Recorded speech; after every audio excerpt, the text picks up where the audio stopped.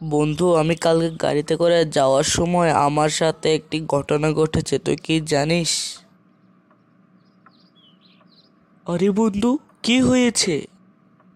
আরে তেমন কিছু না বন্ধু, আমি একটি কালকে হাসির মিছিল দেখেছি। তুই কি আমাকে সেটা বলতে পারবি? এটা তো মুখে বলা সম্ভব নয়, চল কল্পনায় যাই। চল তাহলে কল্পনা থেকেই জেনে আসি। A few moments later.